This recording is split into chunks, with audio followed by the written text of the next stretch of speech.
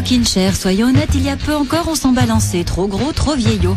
Mais voilà qu'il revient dodeligné dans nos intérieurs et s'affiche à petit prix. Alors on craque pour cet objet idéal pour raconter des histoires, la sienne par exemple. C'est vrai que l'image qu'on a au premier lieu du rocking chair, c'est peut-être quand même, je pense au Dalton avec la grand-mère qui attend sur le rebord de la maison en se balançant. Ma Dalton et Maurice ont donc immortalisé cet objet, fruit d'une longue gestation. Il n'est pas venu comme ça. Il a toute une histoire avant lui. Le meuble qui a commencé à se balancer, on va dire que c'est les berceaux. C'est même le cheval à bascule pour les jouets.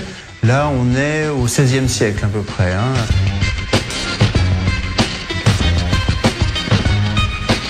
En Angleterre, ce sera le premier fauteuil, à mon avis, qui était un fauteuil à bascule, qui date de 1730, qui est un simple fauteuil sur lequel on a fixé en fait des quarts de cercle en bois qui permettent au fauteuil de se balancer.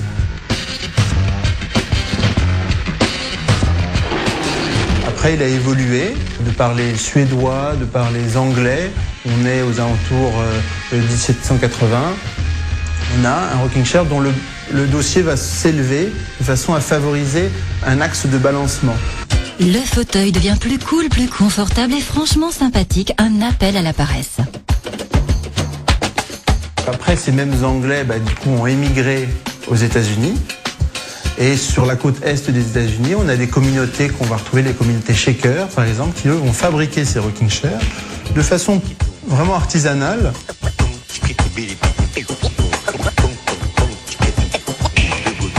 Le rocking chair va devenir industriel avec l'arrivée de Michael Tonnet, qui a inventé donc le bois courbé.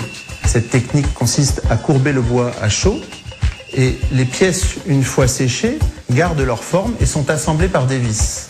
On peut donc l'assembler à n'importe quel moment de la production, soit local, soit en l'expédiant et en l'assemblant après. Ce qui a permis à Tonnet de l'expédier et de le distribuer partout dans le monde.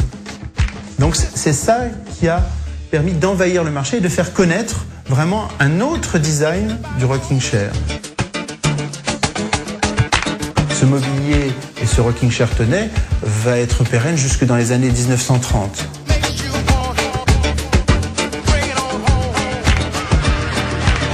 À partir des années 1930, les matériaux vont changer. Déjà, la technique du bois va un petit peu passer de mode.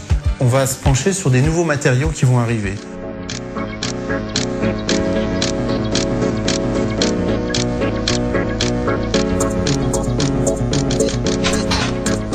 Le métal va permettre pour des designers de créer d'autres modèles et de changer complètement la structure du rocking chair.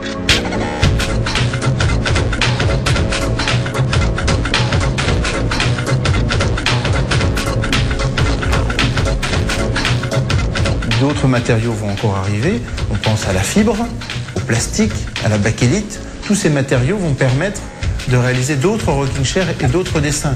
Pour le designer, il faut trouver la forme et l'équilibre parfait. S'asseoir sur ces modèles devient une aventure. C'est un exercice de style et tous les designers, que ça soit contemporain ou un peu plus ancien, ont produit un rocking chair. Philippe Starck, Ron Arad, Charles Eames, Tom Dixon par exemple et bien d'autres. Et j'ai sélectionné en fait 7-8 pièces.